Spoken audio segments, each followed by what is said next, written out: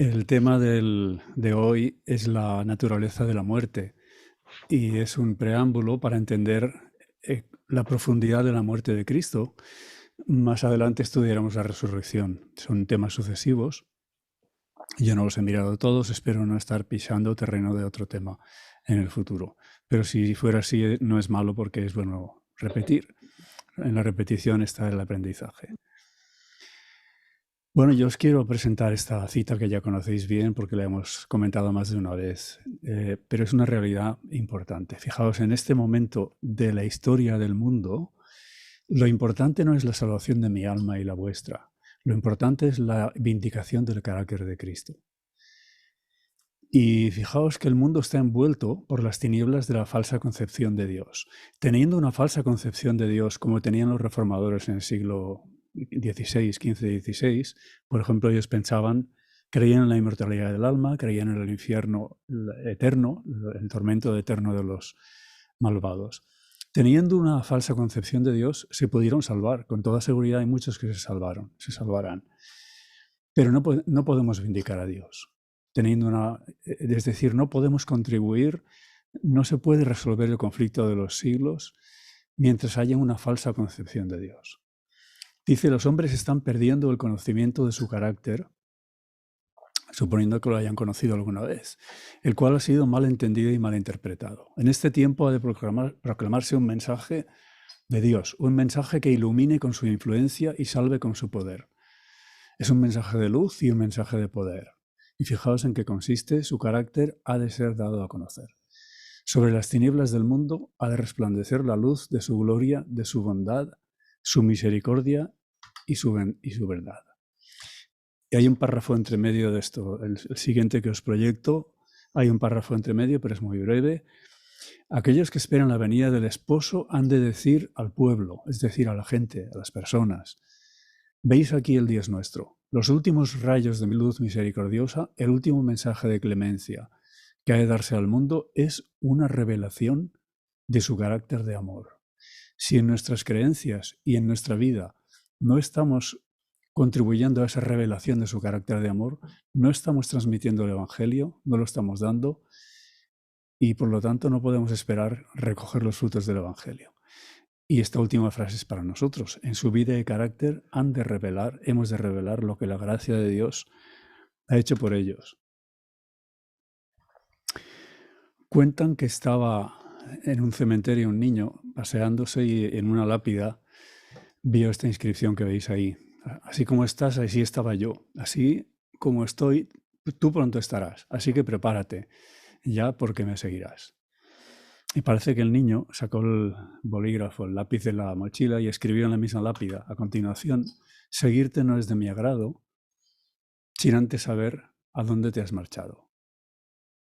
Fijaos que no le solemos dar mucha importancia al asunto del estado de los muertos, pero la tiene. Es una de las pocas, y hay muy pocos puntos, que la hermana White describió como hitos. Hay muy pocos hitos. El sábado, el santuario, la segunda venida, la vigencia de la ley y la inmortalidad del alma. Y no hay muchos más. Este es uno. ¿Por qué tiene esa importancia? Fijaos bien la respuesta del niño. No quiero seguirte, no me gusta seguirte sin antes saber a dónde te has marchado. Y yo creo que esta es la segunda pregunta que se hace todo ser humano en esta tierra, todo ser humano inteligente. La primera sería, si estoy vivo, ¿por qué me tengo que morir? La cuestión es que la Biblia, Cristo tiene remedio, tiene solución, tiene respuesta para las dos preguntas. Y la respuesta a la primera pregunta, ¿qué hay después de la muerte? Es esta. Ese yo soy, es Dios Hijo. Yo soy la resurrección y la vida. El que cree en mí, aunque esté muerto, vivirá. Y todo aquel que vive y cree en mí, no morirá eternamente. Y esto es muy importante. El remedio, la solución de Cristo es la resurrección. Pero fijaos que la resurrección es una doctrina absolutamente incompatible con la inmortalidad del alma. De hecho, la resurrección es importantísima, pero tiene una limitación. No es una limitación, tiene un condicionante.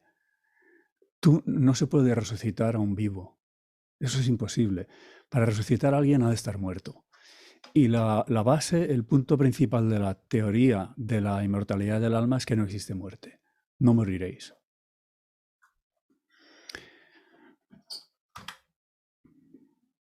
¿Por qué es tan importante la resurrección? Fijaos en 1 Corintios 15:12.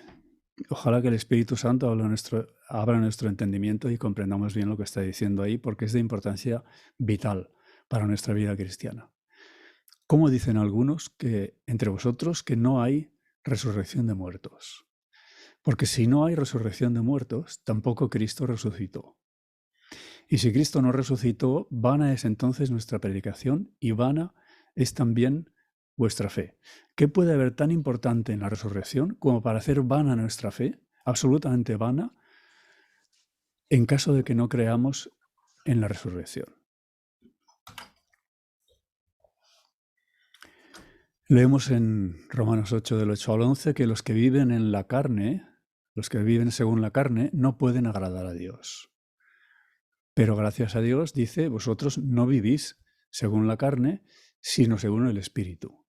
Si es que el Espíritu de Dios está en vosotros. Es decir, para no vivir en la carne hay una condición sine qua non, y es que el Espíritu de Dios ha de estar en nosotros. Y añade, si alguno no tiene el Espíritu de Cristo, el tal no es de él. Pero si Cristo está en vosotros, el cuerpo en verdad está muerto a causa del pecado, es decir, no vivimos según la carne, pero el Espíritu vive a causa de la justicia. Y fijaos bien lo que añade ahora.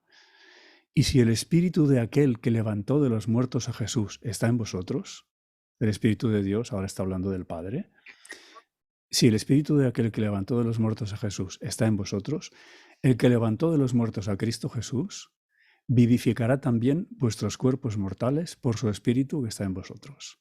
Es decir, el mismo poder, el poder que nos salva de vivir según la carne, es ese mismo poder el que resucitó a Cristo. ¿Podéis imaginar un poder mayor que ese? Y ese es el mismo poder que nos va a resucitar a nosotros si hemos de pasar por la muerte y si es que realmente el Espíritu de Cristo está en nosotros, porque si no es así, entonces no somos de Él. Así es que no es exagerado esta expresión del propio Pablo, quiero conocerlo a Él y el poder de su resurrección. Y recuerdo una vez más que resurrección es lo contrario, lo opuesto a inmortalidad del alma.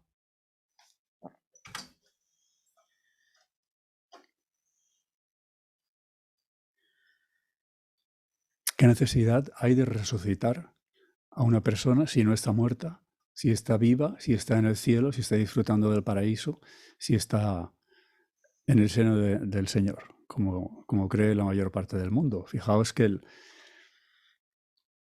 Dios dijo a Adán y Eva, Adán en concreto, Eva todavía no había sido creada, el día que comieres de él morirás, porque de la tierra viniste y a la tierra volverás. Y Satanás acudió y dijo, no moriréis. Es decir, Dios dijo, morirás, quiere decir que no vivirás, y Satanás dijo, no morirás, lo cual equivale a decir vivirás para siempre. Ahora, la mayor parte del mundo, incluso el mundo creyente, el mundo cristiano, y ahí están católicos y evangélicos por igual, ¿a quién cree? ¿A lo que Dios dijo o a lo que dijo Satanás? Tipos de muerte. En la Biblia se habla de 2 tipos de muerte. Y que yo sepa, fuera de nuestra denominación, no hay muchos que le den importancia y comprendan esa distinción. Y hay 2 textos de Apocalipsis, no son los únicos, hay otros que hablan de la segunda muerte también. Algún otro más, no muchos más. Pero de esos 2 deducimos cosas interesantes. Fijaos, él dice, el vencedor no sufrirá daño de la segunda muerte. Y el segundo versículo, 26, bienaventurado y santo el que tiene parte en la primera resurrección. La segunda muerte no tiene poder sobre estos. De ahí deducimos varias cosas. Primera, que si hay una primera muerte, está implicado el hecho de que tiene que haber, si hay una segunda muerte, está implicado que hay una primera también. En el primer versículo está claro que el mal a temer, lo que se debe evitar a toda costa es la segunda muerte. Y también se deduce que si la segunda muerte, el gran daño, no tiene potestad, dice que no tiene potestad sobre los que resucitan en la primera resurrección, de ahí podemos deducir fácilmente, se sobreentiende, que sí que tiene poder esa segunda muerte, el gran daño, para los que participen de la segunda resurrección, que será para condenación. En contraste, la primera muerte está relacionada con la primera resurrección, que es bienaventurada. Ya lo podéis ver al principio de Apocalipsis 26, bienaventurado y santo el que tiene parte en la primera resurrección. Lógicamente, si tiene parte en la primera resurrección, es que ha participado en la primera muerte. Y en consecuencia, y resumiendo, de esos dos sencillos textos, podemos deducir que la primera muerte, esta muerte que conocemos, no es algo que tengamos que temer.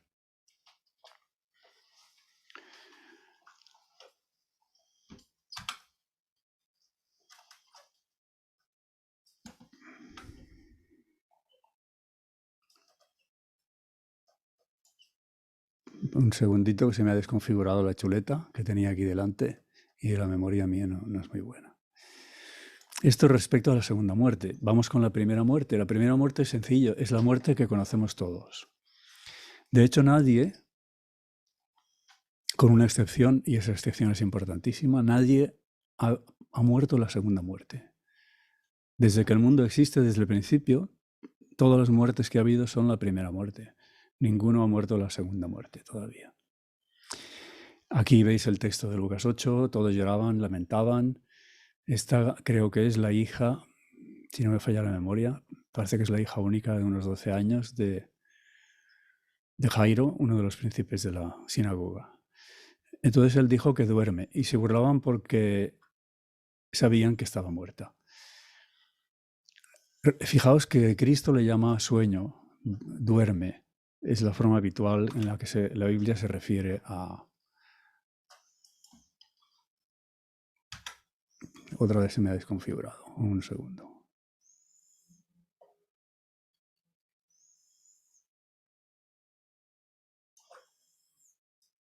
Ya está, gracias por vuestra paciencia. El caso de Lázaro, nuestro amigo Lázaro duerme, pero voy a despertarlo. Si duerme estará tranquilo, todo está bien. Pero Jesús decía esto de la muerte de Lázaro. Es decir, que la Biblia, no de forma constante, pero mayoritariamente se refiere a la primera muerte en términos de sueño, como un sueño, algo que no es definitivo, algo temporal. Llegó pues Jesús y halló que hacía ya 4 días que Lázaro estaba en el sepulcro. Es decir, eso es la primera muerte. Fijaos la respuesta de Marta cuando Dios le dijo que resucitaría. Le dijo, yo sé que resucitará en la resurrección, en el día final. Es decir, que Marta, como la mayor parte de los judíos, no tenía la creencia de la inmortalidad del alma. Ella confiaba en la resurrección y sabía que eso sería en el día final.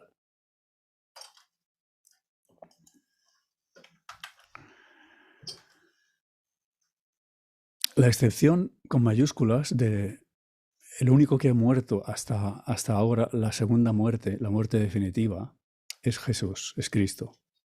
Fijaos el texto de Colosenses 1:18, Él es la cabeza del cuerpo, que es la Iglesia, Él es el principio, y añade el primogénito de entre los muertos, el primero en morir. ¿Por qué dice eso? Porque es el primero que murió, el equivalente a la muerte segunda. Jesucristo, el testigo fiel, el primogénito de los muertos, se repite en Apocalipsis 1:1. Al que nos amó y nos lavó de nuestros pecados con su sangre. Ahora inmediatamente uno piensa, lo que define la segunda muerte es lo que resulta después de la segunda muerte, que es la aniquilación. En la segunda muerte no hay resurrección. Sin embargo, Cristo resucitó. Es verdad, en ese sentido es una excepción, pero eso no quita para que él la experiencia que tuvo en su muerte fue la experiencia de la segunda muerte. Él sintió la condenación de la que nos libra a nosotros, la condenación causada por el pecado. Sintió los horrores de la separación eterna del adiós a la vida por siempre. Y esto está clarísimamente explicado en el deseado de todas las gentes, en los capítulos Getsemaní y Calvario. Quizá esto os venga como una cosa nueva, y os quiero aclarar que no es una idea personal mía, es una idea, no me atrevería a decir que es oficial, pero mirad, veis ahí lo que os estoy poniendo en la diapositiva. Esto es la página oficial del Bible Research Institute, o sea, el Instituto de Investigación Bíblica. En la época en la que se escribió ese artículo, el presidente era Ángel Manuel Rodríguez. No recuerdo si era presidente o vicepresidente, creo que era el presidente. Él escribió un artículo, y aquí lo tenéis, que está traducido al español, y puedo dar fe de ello porque yo fui quien lo traduje. Se lo envié y les pareció bien y lo publicaron. Y en ese artículo él demuestra y justifica bíblicamente que Cristo murió el equivalente, que murió la segunda muerte, aunque luego resucitó.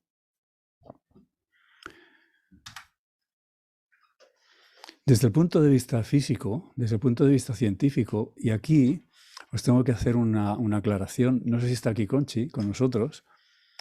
Conchi es la que suele invitar a los grandes figuras y debe tener algo especial porque logra invitar a predicadores fenomenales. Uno de ellos, Walter Veit, que vendrá dentro de dos semanas.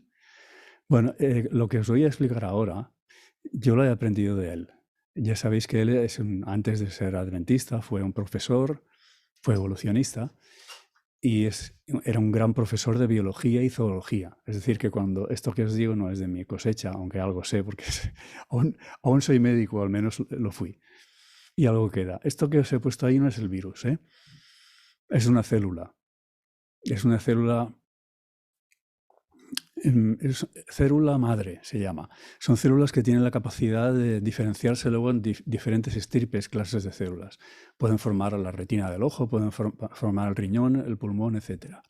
Tienen esa capacidad de diferenciarse luego en diversas.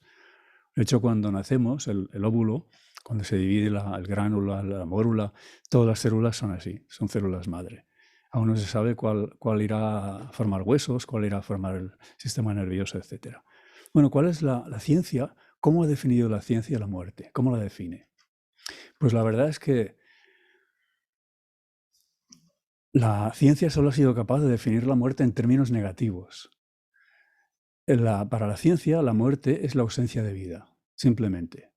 Entonces uno se pregunta, bueno, bien, ¿y entonces en qué consiste la vida? La vida científicamente se define como la cualidad de algo o alguien que no está muerto. Casi da un poco de risa y realmente es una propuesta que no es brillante, es una definición más bien pobre, es un razonamiento circular, y que expone la limitación del conocimiento humano. Pero no es útil esa definición científica de la vida y la muerte. ¿Por qué? Porque para el objeto de nuestro estudio, si sabemos cómo comienza la vida, automáticamente sabremos en qué consiste la muerte, porque la muerte es el proceso inverso al proceso por el que aparece la vida. Es tan sencillo como eso.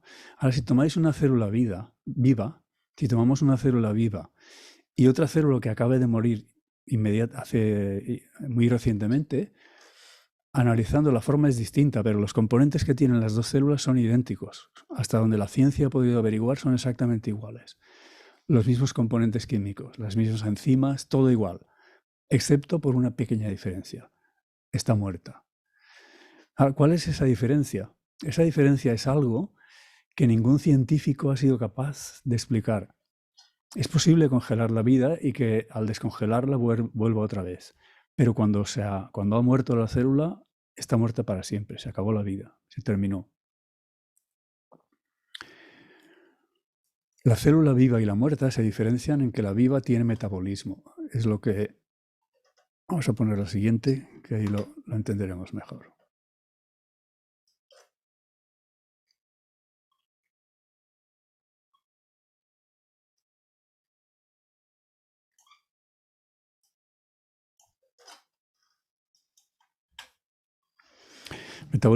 El metabolismo es la... Ahí tenéis el cuadro. Está en inglés, disculpadme si alguien no lo entiende, pero el resumen de eso es: el metabolismo consiste en el resumen de procesos por los cuales el cuerpo es capaz de sintetizar a través de la energía que obtiene. Primero viene la fase el catabolismo, que es el desecho, cuando el cuerpo deshace, oxida, degrada materiales, de ese proceso extrae energía. Y con esa energía reúne, cuando le damos proteínas al cuerpo, lo descomponen aminoácidos; cuando le damos hidrocarburos, lo descomponen azúcares simples; cuando le damos grasas, lo descomponen ácidos grasos, y a partir de ahí compone las proteínas, compone el ADN, compone todas las estructuras que forman nuestro. Y todo eso, ese proceso siempre está presidido por la respiración. La respiración, científicamente hablando, es simplemente intercambio de oxígeno. Eso que está impedido en los pulmones de los que tienen afectación por el síndrome de la COVID, por ejemplo. La célula viva tiene metabolismo, tiene intercambio de oxígeno, y la célula muerta no lo tiene. En eso se diferencian. Una vez se ha detenido el metabolismo, no hay ningún ser humano que lo pueda volver a poner en marcha. El científico puede reunir todos los componentes, pero no puede hacer que se dé el metabolismo. Con su intercambio de oxígenos y a nivel celular no puede producir vida.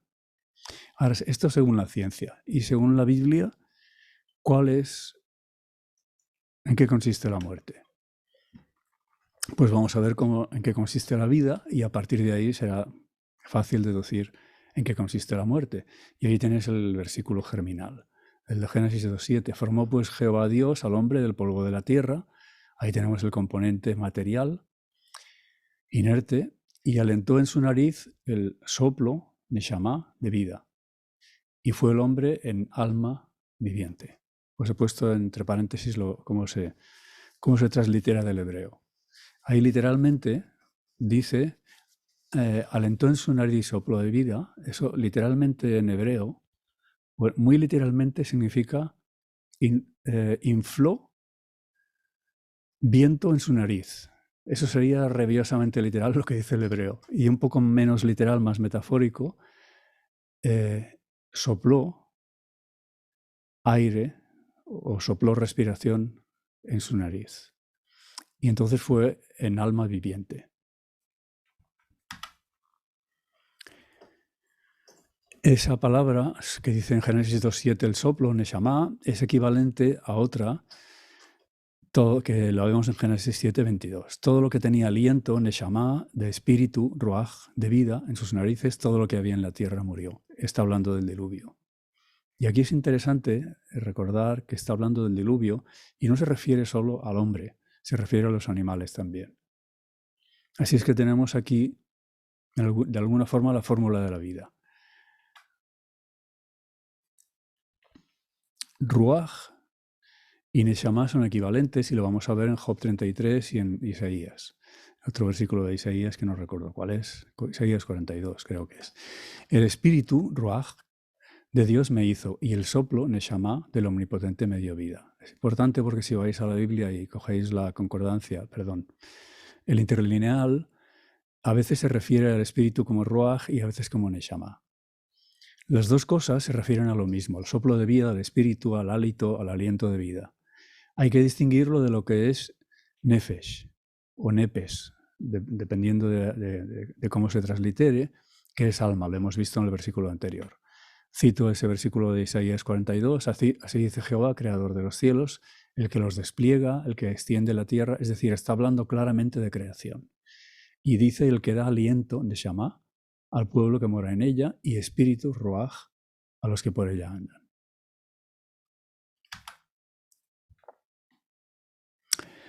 Pero prestad atención a este detalle, ya lo he citado porque es importante. Dice aquí, está hablando del diluvio, yo traigo un diluvio de agua sobre la tierra para destruir toda carne en que haya espíritu. Ruach, exactamente la misma palabra que cita en Génesis cuando habla de la creación del hombre. Espíritu de vida debajo del cielo. Todo lo que hay en la tierra morirá. Este burrito se salvó porque estaba dentro del arca. No él, sino sus antecesores, lo mismo que nosotros. Por eso estamos aquí.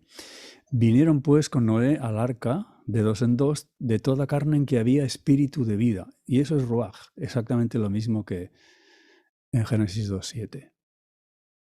Perdón, Génesis 7:22. 2:7 es neshamach, pero es lo mismo que ruach, ya habéis visto. Así es que volvemos a eso y leemos, formó pues Jehová Dios Bueno, esta foto es una foto totalmente inadecuada, porque lo que tapaba la desnudez de Adán, sabéis que no era la cabeza de un león, sino que era un manto de luz, un vestido de luz que se perdió cuando se perdió la inocencia. Es símbolo de la desnudez, es símbolo de la desnudez espiritual. Pero ¿quién se atreve a pintar un manto de luz? No debe ser fácil, excepto que lo pinte Jordi Valle, que a lo mejor sería capaz. pero no he visto a nadie que pinte eso. Y he buscado esa foto, pero no la he encontrado. Formó pues Jehová Dios al hombre del polvo de la tierra y alentó en su nariz soplo de Shamá, de vida, y fue el hombre en alma viviente. Ahora fijaos bien ahí. Dice que el hombre tuvo un alma. ¿Es eso lo que dice? No dice eso, dice que fue un alma. Un alma es una persona, es un ser, es tú y yo. Es lo que somos. No somos tres partes. No somos tampoco dos partes.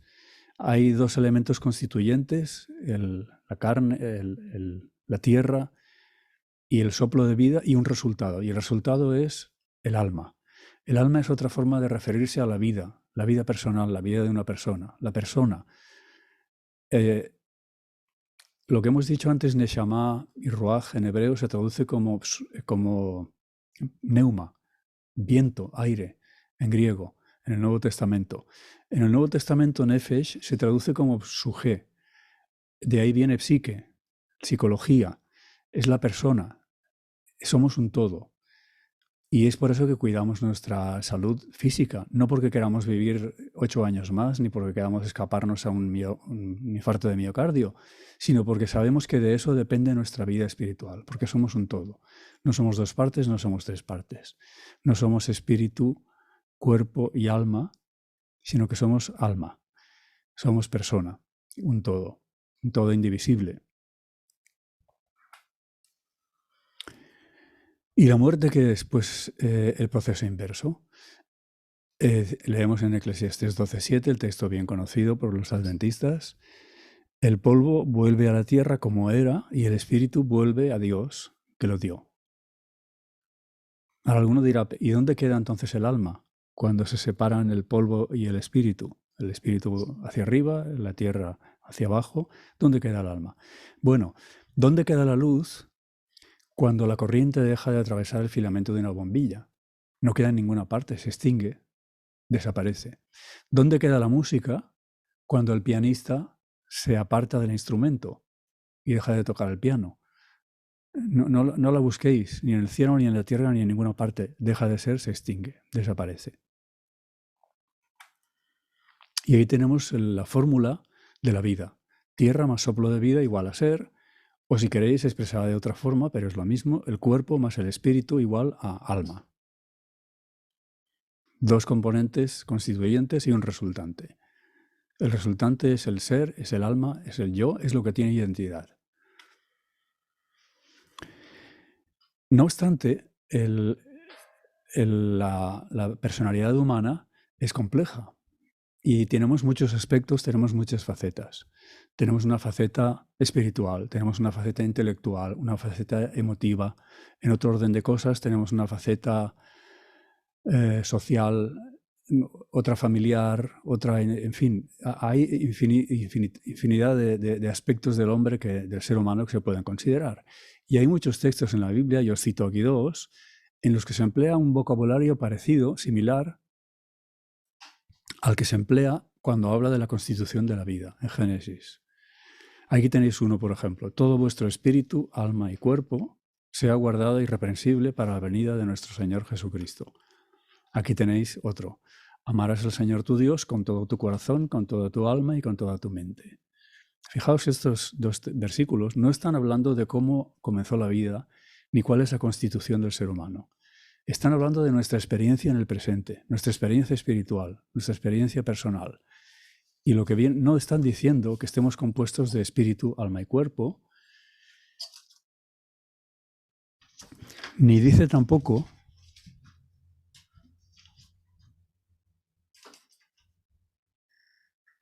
que estemos compuestos de corazón, alma y mente. Esa no es la idea.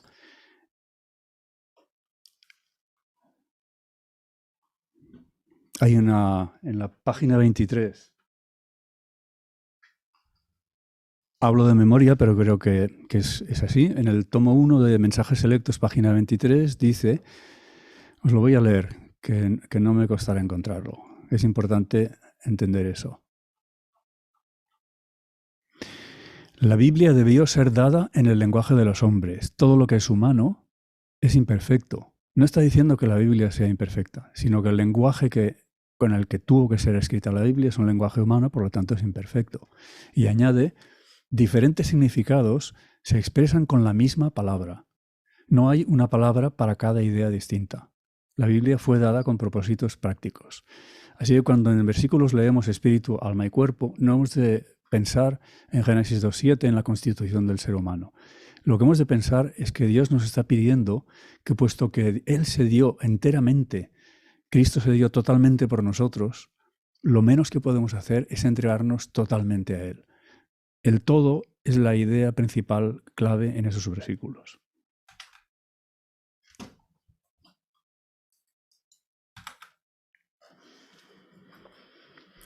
¿Por qué es tan peligrosa y por qué es tan importante rechazar la idea de la inmortalidad natural del alma? Fijaos, aquí yo os he hecho un pequeño resumen, pero seguramente tenéis muchos más argumentos por los cuales es peligrosa y va en contra de todo lo que Dios es y de lo que Dios quiere que nosotros sepamos de Él y que nosotros seamos. Raya en el panteísmo. Tiene una influencia panteísta porque el que cree en la inmortalidad natural del alma está atribuyendo al ser humano una característica que es exclusiva de Dios. En 1 Timoteo 6:16, Pablo dice, bienaventurado, el bienaventurado y solo soberano, Rey de reyes y Señor de señores, está refiriéndose a Cristo, el único que tiene inmortalidad, que habita en luz inaccesible. Es el único.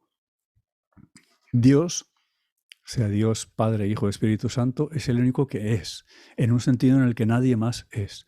Ese es uno de los motivos por los cuales no nos ha de preocupar cuál es el nombre de Dios. Nosotros nos ponemos nombres en esta tierra para distinguirnos entre iguales, entre uno y otro. Pero Dios no se ha de distinguir de nadie más, no hay ningún otro Dios. Dios es Dios. No necesita nombres.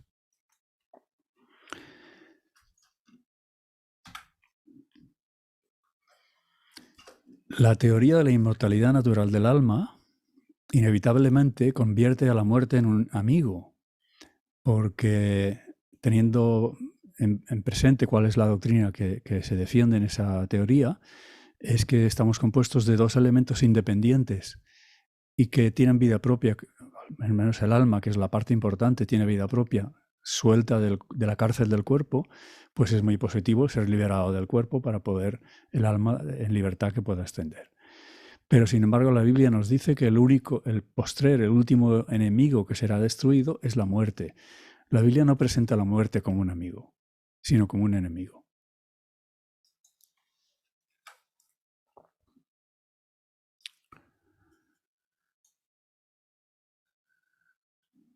La inmortalidad del alma, ya lo hemos dicho y no vamos a insistir, es enemiga, convierte en irrelevante, en absurda, la verdad de la resurrección de los muertos. Y ya habéis visto cuál es la importancia de eso. Una importancia tan grande como la del poder por el que hemos de ser resucitados o el poder por el que Cristo nos guarda mediante el Espíritu Santo de vivir según la carne.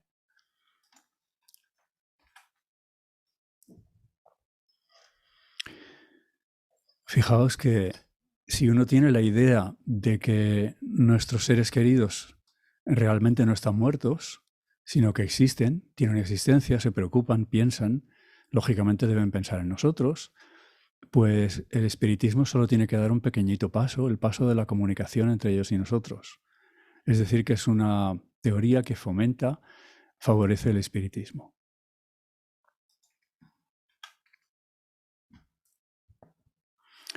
Y ciertamente, por las cosas que hemos dicho y muchas más que vosotros podéis decir y saber, es una teoría que va en contra del carácter de Dios.